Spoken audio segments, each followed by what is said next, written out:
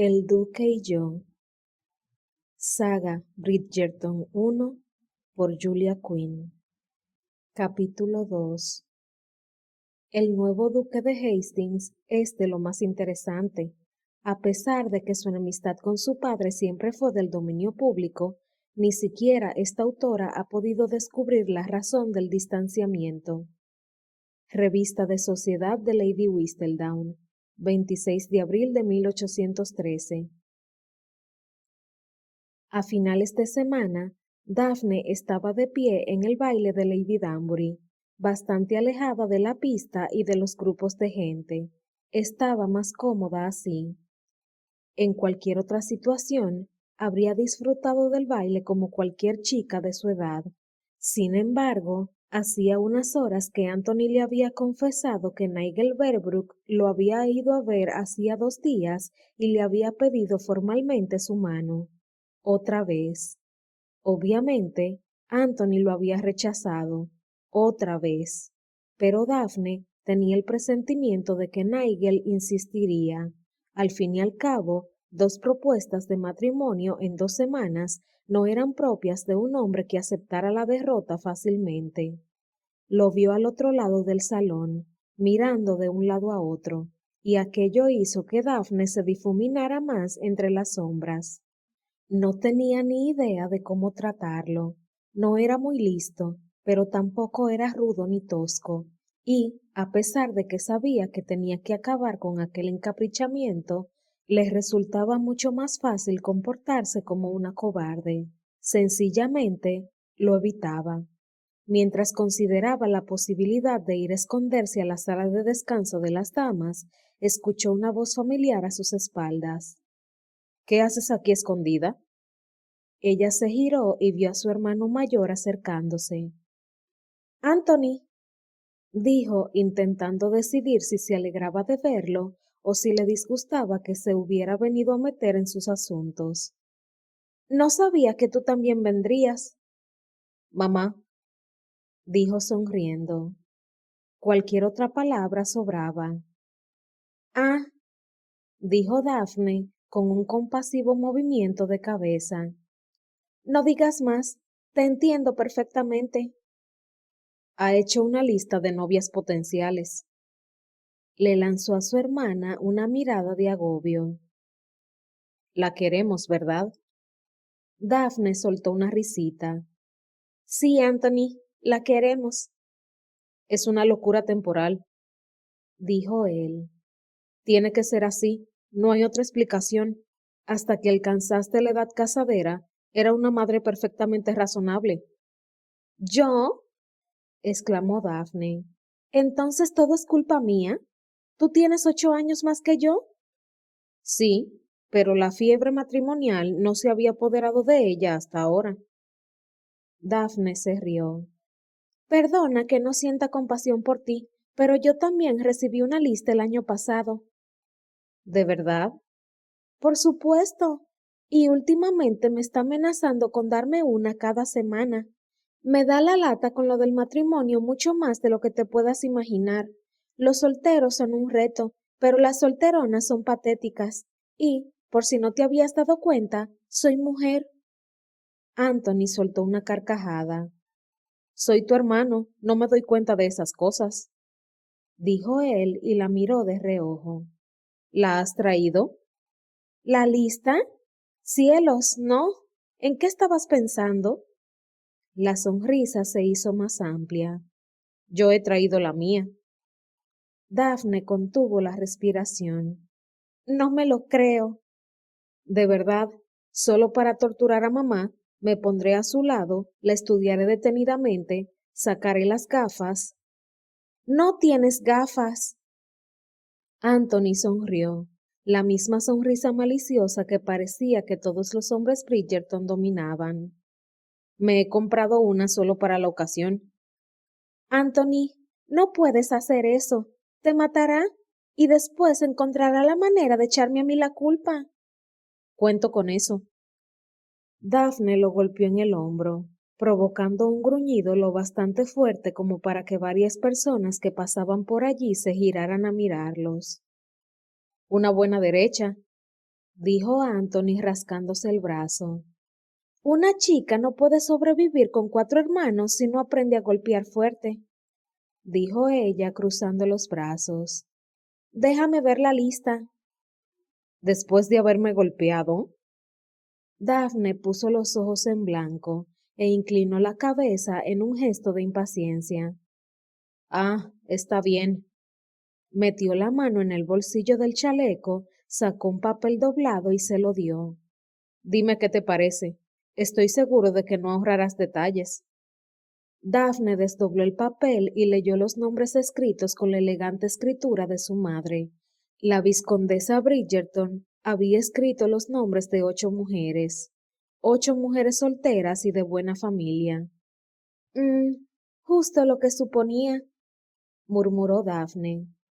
¿Es tan horrorosa como creo?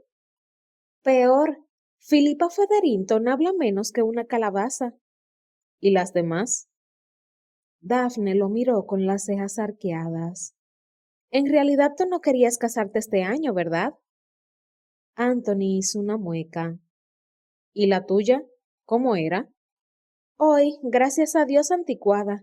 3 de los 5 se casaron el año pasado. Mamá todavía me riñe por dejar que se me escaparan. Los 2 hermanos resoplaron de forma idéntica mientras se apoyaban en la pared. Violet Bridgerton estaba decidida a casar a sus hijos. Anthony, el mayor, y Daphne, la mayor de las chicas, tenían que soportar toda la presión. Aunque Daphne sospechaba que su madre casaría a la pequeña Hyacinth de 10 años si recibía una oferta lo bastante buena. Por Dios, parecen 2 almas en pena. ¿Qué hacen en este rincón? Otra voz inmediatamente reconocible. Benedict, dijo Daphne, mirándolo de reojo sin girar la cabeza. No me digas que mamá también te ha hecho venir a ti. Benedict asintió con una sonrisa en la cara. Ha empezado a intentar convencerme con salamerías y después ha usado el arma de la culpabilidad. Esta semana ya me ha recordado 3 veces que tendré que ser yo el padre del futuro vizconde si Anthony no se pone a ello. Anthony hizo una mueca. Y supongo que eso también explica su distanciamiento del baile, ¿no? Evitando a mamá. En realidad, dijo Anthony, vi a Duff tratando de pasar desapercibida y... ¿Tratando de pasar desapercibida? Repitió Benedict mofándose de su hermana. Ella les puso mala cara. Vine aquí para esconderme de Nigel Berbrook, les explicó. Dejé a mamá en compañía de Lady Jersey, así que todavía estará ocupada un buen rato, pero Nigel... Es más primata que humano, dijo Benedict en broma. Bueno, yo no lo diría así exactamente, dijo Daphne intentando ser educada. Pero tampoco es ningún lumbreras, y es más fácil apartarse de su camino que herir sus sentimientos. Aunque claro, ahora que los dos me han encontrado, no me va a resultar fácil evitarlo mucho más. Oh, dijo Anthony. Daphne miró a sus hermanos mayores, los dos de más de 1,80 m, de espaldas anchas y ojos marrones. Tenían el pelo castaño y grueso, igual que ella, y en los bailes no podían ir a ningún sitio sin que los siguiera un grupo de jóvenes parloteando. Y donde había un grupo de chicas jóvenes, allí estaba Nigel Berbrook. Daphne ya veía cabezas que se giraban hacia ellos. Las ambiciosas madres cogían a sus hijas por el brazo y señalaban a los hermanos Bridgerton, sin más compañía que su hermana. Sabía que tenía que haber ido al salón de mujeres, murmuró Daphne. ¿Qué es ese papel que tienes en la mano, Daphne? Preguntó Benedict. Sin pensarlo, le dio la lista de las posibles esposas de Anthony.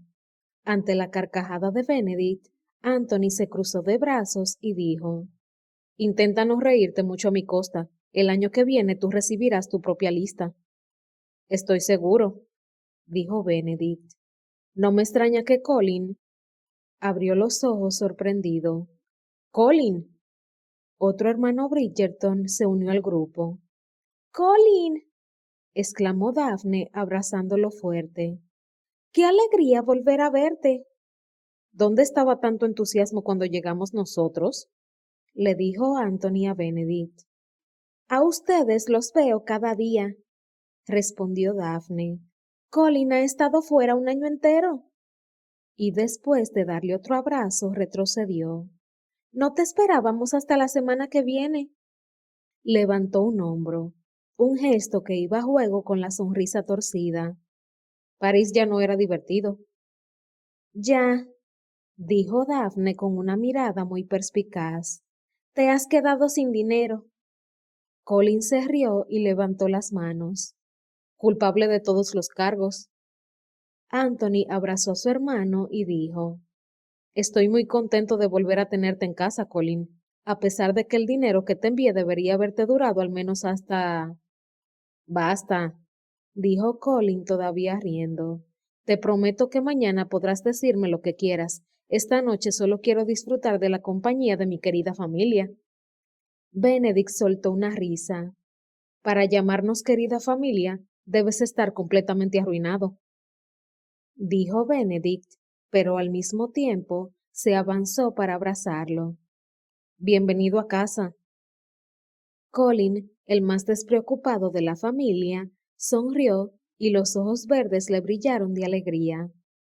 Es un placer estar de vuelta en casa, aunque debo reconocer que el tiempo no tiene ni punto de comparación con el del continente. Y en cuanto a las mujeres, bueno, a las inglesas les costaría mucho competir con las señorinas que... Daphne le dio un golpe en el brazo.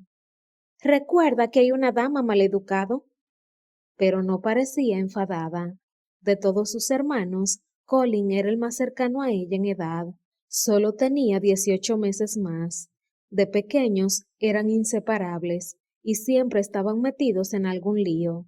Colin era travieso por naturaleza y Daphne necesitaba muy poco para seguirle el juego.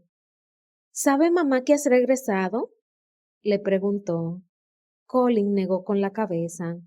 He llegado y me he encontrado una casa vacía. Sí, mamá acostó a los pequeños temprano. No me apetecía quedarme allí sin hacer nada, así que Humboldt me dio la dirección y vine. Daphne sonrió ampliamente. Me alegro de que lo hicieras. Por cierto, ¿dónde está mamá? Preguntó Colin, estirando el cuello para mirar hacia el salón. Igual que los demás hombres de la familia, era muy alto, así que no tuvo que estirarse demasiado.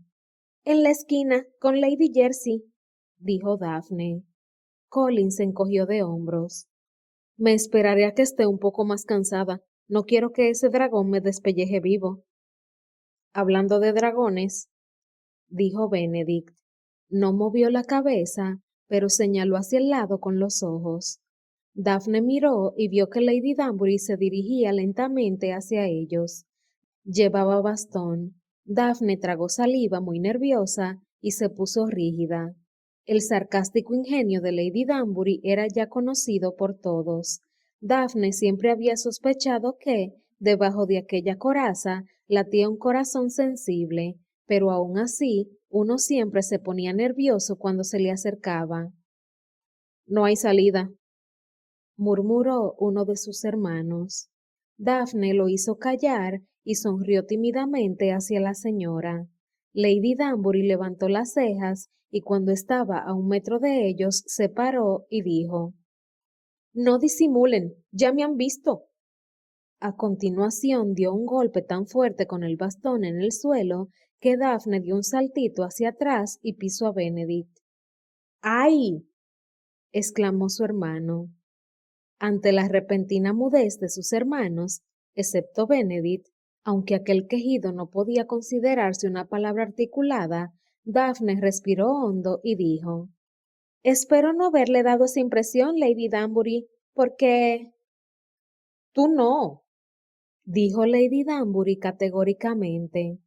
Levantó el bastón y lo sostuvo en posición horizontal, con la punta peligrosamente cerca del estómago de Colin. Ellos. Como respuesta, obtuvo una serie de efusivos saludos. Lady Danbury les dedicó una breve mirada a los chicos y luego volvió a dirigirse a Daphne. El señor Berbrook te anda buscando. A Daphne se le erizaron todos los pelos. ¿Ah, sí? Lady Danbury asintió. Señorita Bridgerton, yo de usted cortaría esto de raíz. ¿Le ha dicho dónde estaba? Lady Danbury le mostró una sonrisa cómplice. Siempre supe que me gustarías, y no se lo he dicho. Gracias, dijo Daphne agradecida. Si te ataras a ese bobalicón, todos perderíamos a una persona muy sensata, dijo Lady Danbury. Y Dios sabe que lo último que necesitamos es echar a perder la poca sensatez que nos rodea. Muchas gracias, dijo Daphne.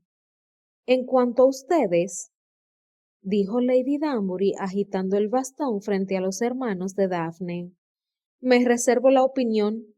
Tú, dijo dirigiéndose a Anthony, me resulta simpático por el mero hecho de haber rechazado la oferta de Berbrook por el bien de tu hermana, pero los demás... y se fue. Repitió Benedict. Pretende cuantificar mi inteligencia y lo único que se le ocurre es Daphne sonrió. Me aprecia. Le resultas agradable, refunfuñó Benedict. Has sido muy amable al ponerte sobre aviso con lo de Berbrook, reconoció Anthony. Daphne asintió. Creo que eso quiere decir que tengo que irme. Se giró hacia Anthony con una mirada de ruego. Si pregunta por mí, yo me encargo, dijo su hermano. No te preocupes. Gracias. Y después, con una sonrisa, se alejó de sus hermanos. Mientras, Simon se paseaba tranquilamente por los salones de la casa de Lady Danbury. Se dio cuenta de que estaba de muy buen humor, y aquello era irónico, pensó, porque estaba a punto de entrar en un salón lleno de gente y enfrentarse a los horrores que Anthony Bridgerton le había relatado aquella misma tarde. Sin embargo, se consolaba pensando que, después del baile de esa noche, ya no tendría que volver a participar en ese circo nunca más. Como le había dicho a Anthony, la única razón por la que acudía al baile era por una extraña lealtad hacia Lady Danbury que, a pesar de sus maneras algo hurañas, siempre se portó muy bien con él cuando era pequeño. Llegó a la conclusión de que su buen humor se debía a la ilusión que le hacía volver a estar en Inglaterra, y no porque no hubiera disfrutado de sus viajes. Había cruzado Europa a lo largo y ancho, había surcado las deliciosas aguas azules del Mediterráneo y se había perdido en los misterios del norte de África. De allí fue a Tierra Santa, y luego, cuando sus informaciones les revelaron que todavía no había llegado el momento de volver a casa, cruzó el Atlántico y se fue a explorar las Indias Occidentales. Llegados a ese punto, pensó en instalarse en los Estados Unidos de América, pero la joven nación estaba a punto de entrar en conflicto con Gran Bretaña, así que Simon se mantuvo alejado de aquellas tierras. Además, fue por aquel entonces cuando recibió la noticia de que su padre, después de una larga enfermedad, había muerto. Realmente irónico. Simon no cambiaría sus años de exploración por el mundo por nada. Un hombre tenía mucho tiempo para pensar en 6 años, mucho tiempo para aprender qué significaba ser un hombre. Y, aun así, la única razón que lo había empujado a marcharse a los 22 años fue el repentino deseo de su padre de, finalmente, aceptar a su hijo. Sin embargo, Simon no tenía ningún deseo de aceptar a su padre. Así que se limitó a hacer las maletas y marcharse del país, prefiriendo el exilio a las repentinas e hipócritas muestras de afectos del duque. Todo empezó cuando acabó en Oxford. Al principio, el duque no quería pagarle una educación a su hijo. Un día, Simon vio una carta que su padre había enviado a un tutor diciéndole que no quería que el idiota de su hijo dejara en ridículo a los Bassett en Eton. Sin embargo, Simon era muy testarudo, así que ordenó que prepararan un carruaje y se fue a Eton. Se presentó en el despacho del director y anunció su presencia. Aquello fue lo más espantoso que había hecho en su vida, pero, de alguna manera, consiguió convencer al director de que la confusión había sido culpa de la escuela, que seguramente habían traspapelado su solicitud y el dinero de la matrícula. Copió todos los gestos de su padre, levantó una arrogante ceja, alzó la barbilla, miró por encima de la nariz y, en general, transmitió la sensación de que el mundo era suyo. Sin embargo, la procesión iba por dentro. Se había pasado todo el rato temblando, sufriendo por si empezaba a tartamudear y en lugar de soy el conde de Clivedon y he venido para empezar mis clases, decía soy el conde de Clivedon y pero no había pasado nada y el director, que ya llevaba muchos años educando a la élite de la sociedad inglesa, reconoció a Simon como miembro de la familia Bassett y lo aceptó inmediatamente sin hacer preguntas. El duque, que siempre estaba muy ocupado en sus negocios, tardó varios meses en enterarse de la nueva situación y residencia de su hijo. Y cuando lo hizo, Simon ya estaba totalmente instalado en Eton, y si decidía sacar al chico del colegio sin ningún motivo, estaría muy mal visto. Y al duque no le gustaba estar mal visto. Simon siempre se había preguntado por qué el duque no se acercó a él en esa época. Obviamente, a Simon las cosas le iban muy bien en Eton. Si no hubiera podido seguir el ritmo de los estudios, el director se lo habría comunicado al duque. En ocasiones, todavía se encallaba en alguna palabra, pero había desarrollado la suficiente habilidad para disimularlo con una oportuna tos o, si estaba comiendo, con un sorbo de leche o té. Pero el duque jamás le escribió una carta. Simon supuso que ya estaba tan acostumbrado a ignorarlo que ni siquiera importaba que estuviera demostrando que él no era ninguna vergüenza para la familia Bassett. Después de Eton, Simon continuó la progresión natural hacia Oxford, donde se ganó la reputación de empollón y vividor.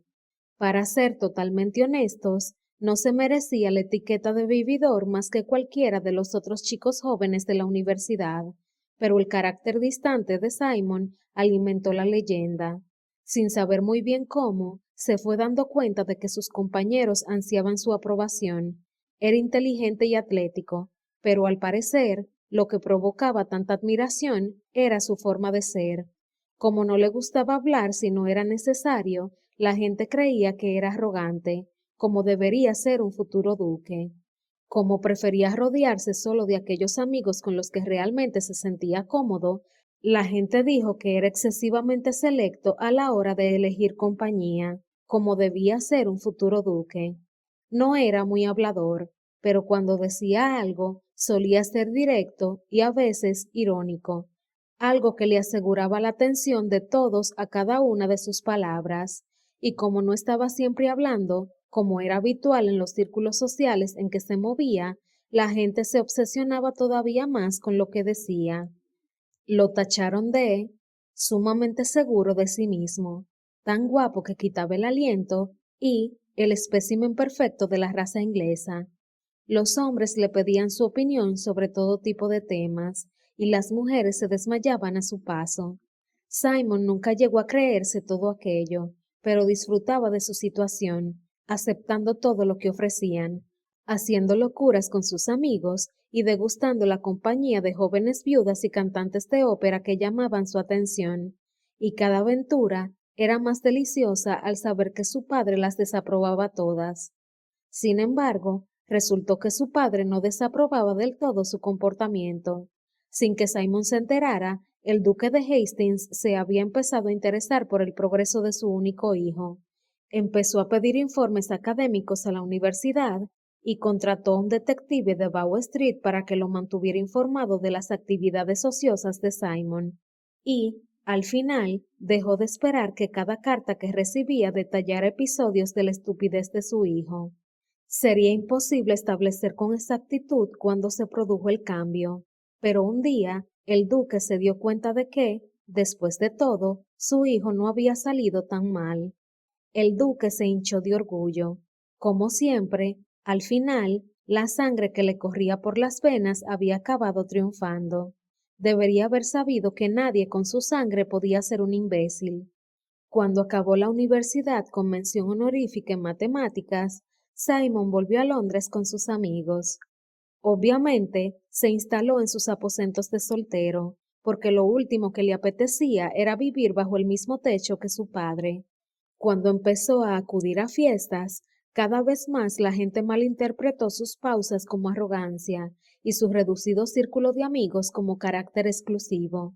Sin embargo, acabó de sellar su reputación el día que Bob Brummel, el que en aquella época era el líder de la alta sociedad, le hizo una pregunta bastante complicada sobre alguna nueva y trivial moda. Brummel utilizó un tono bastante condescendiente y su intención era, obviamente, dejar en ridículo al joven conde. Como todo Londres sabía, la afición preferida de Brummel era ridiculizar a la élite británica, y así lo había intentado con Simon, pidiéndole su opinión al terminar la pregunta con un ¿no cree, milord? Mientras a su alrededor se reunía una multitud de curiosos que no se atrevían ni a respirar, Simon, que no podría haber estado menos interesado en el nuevo nudo de la corbata del príncipe de Gales, simplemente clavó su azul mirada en Brummel y dijo, no, sin dar más explicaciones, sin más elaboraciones, sencillamente, no, y se fue. Al día siguiente, Simon ya se habría podido convertir en el rey de la sociedad si hubiera querido. La ironía era bastante desconcertante. A Simon no le importaba Brummel o su tono, y seguramente le habría dado una respuesta más extensa si hubiera estado seguro de hacerlo sin tartamudear. Y, sin embargo, en esa situación, menos había resultado ser más. Y la escueta respuesta de Simon resultó ser más letal que cualquier elaborado discurso que hubiera pronunciado. Naturalmente, la inteligencia y el éxito del heredero de Hastings llegó a oídos del duque, y, aunque no fue a buscar a su hijo inmediatamente, Simon empezó a escuchar rumores sobre que la distante relación con su padre pronto podría cambiar. El duque soltó una carcajada cuando se enteró del incidente con Brummel y dijo, «Natural, es un Basset». Alguien incluso comentó que el duque iba presumiendo de la mención honorífica de su hijo en Oxford, y llegó el día que los dos se vieron las caras en un baile de Londres. El duque no iba a permitir que Simon le plantara cara, aunque Simon lo intentó de veras, pero nadie tenía la capacidad de mermar su confianza como su padre, y, cuando lo miró y vio su propio reflejo, aunque más mayor, no pudo moverse ni hablar. Notó la lengua pesada. Tenía una sensación extraña en la boca, como si el tartamudeo no solo le hubiera invadido la boca, sino también todo el cuerpo. El duque aprovechó aquella situación y lo abrazó pronunciando un sentido «¡Hijo!». Al día siguiente, Simon abandonó el país. Sabía que sería imposible evitar del todo a su padre si se quedaba en Inglaterra, y se negó a jugar el papel de hijo después de haberle negado durante tantos años un padre. Además, últimamente se estaba empezando a cansar de la vida salvaje que llevaba en Londres. Dejando aparte la reputación de vividor, realmente Simon no tenía temperamento para ser un auténtico libertino. Había disfrutado de las fiestas nocturnas de la ciudad tanto como cualquiera de sus amigos, pero después de 3 años en Oxford y uno en Londres, empezaba a estar, bueno, algo cansado, y se fue. Sin embargo, ahora se alegraba de haber vuelto. Estar en casa lo tranquilizaba, y después de viajar solo por el mundo durante 6 años, era fantástico reencontrarse con los amigos. Avanzó en silencio por los pasillos en dirección al baile. Quería evitar que lo anunciaran. Lo último que deseaba era un pregón público anunciando su presencia. La conversación de aquella tarde con Anthony Bridgerton había reafirmado su idea de no participar de forma activa en la vida social de Londres. No quería casarse, nunca, y no tenía sentido frecuentar los bailes si no buscaba una esposa. Aún así, Pensó que le debía cierta lealtad a Lady Danbury después de lo bien que se había portado con él de pequeño y, para ser honesto, tenía que reconocer que sentía un gran cariño por aquella señora que hablaba sin tapujos. Rechazar su invitación habría sido de muy mala educación, sobre todo teniendo en cuenta de que había llegado acompañada de una nota personal dándole la bienvenida a casa. Como conocía la casa, entró por la puerta lateral. Si todo iba bien, podría acercarse a Lady Danbury tranquilamente, saludarla y marcharse. Sin embargo, al girar una esquina, escuchó voces y se detuvo en seco.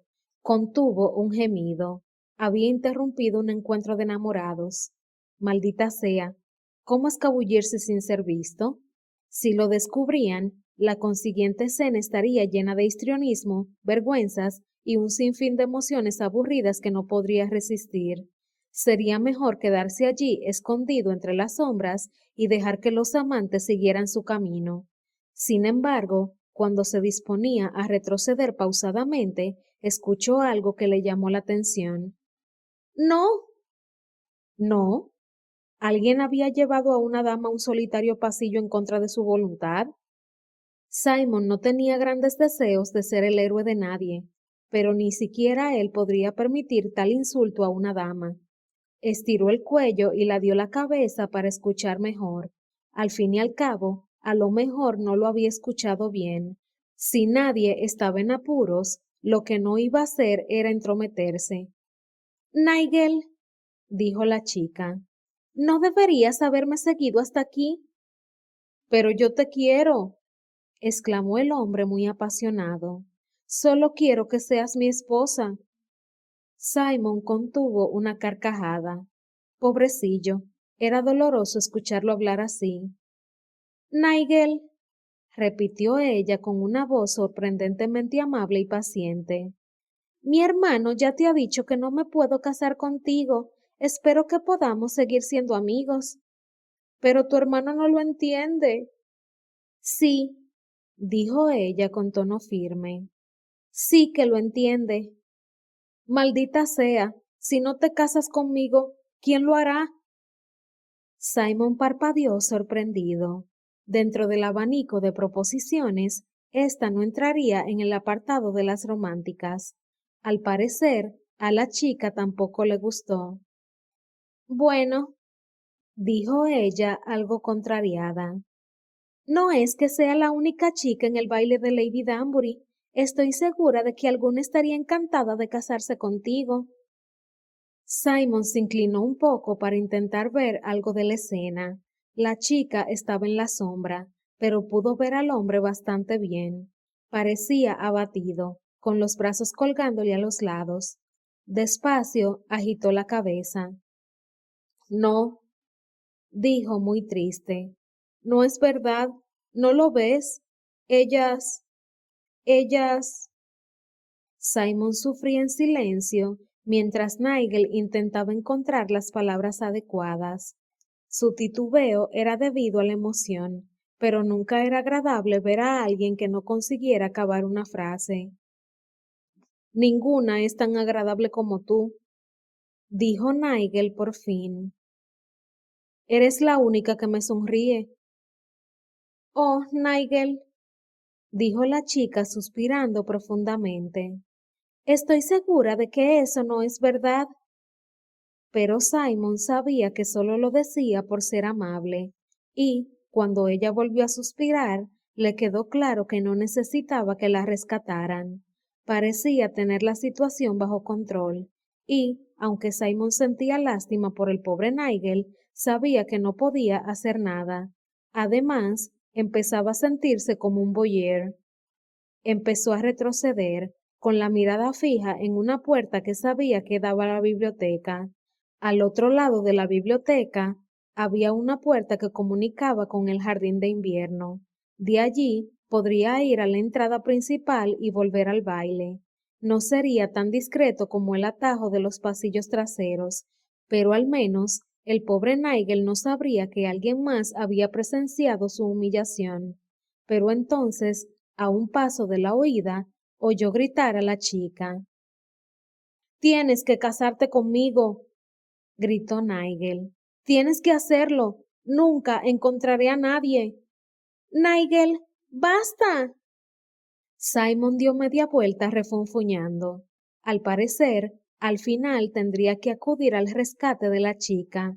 Regresó hacia la esquina, respiró hondo y adoptó una expresión seria, ducal. Tenía las palabras. Creo que la dama le ha pedido que la dejara en paz en la punta de la lengua, y estaba a punto de pronunciarlas, pero, al parecer, aquella no era la noche para ser un héroe, porque antes de que pudiera decir nada, la joven levantó el brazo derecho y le dio un sorprendente y efectivo puñetazo a Nigel en la mandíbula. Nigel cayó al suelo, agitando los brazos en el aire mientras caía. Simon se quedó ahí, de pie, observando incrédulo cómo la chica se arrodillaba junto a él. Dios mío, dijo ella con voz temblorosa. Nigel, ¿estás bien? No quería golpearte tan fuerte. Simon se rió. No pudo evitarlo. La chica levantó la mirada sorprendida. Simon contuvo la respiración. No la había visto hasta ahora, y lo miraba fijamente con unos enormes y oscuros ojos. Tenía la boca más grande y exuberante que Simon había visto en la vida, y tenía la cara triangular. Según los estrictos estándares sociales, no podía considerarse guapa, pero tenía algo que lo dejó sin respiración. Lo miraba con el ceño fruncido. ¿Quién es usted? Preguntó, demostrando que no se alegraba lo más mínimo de verlo.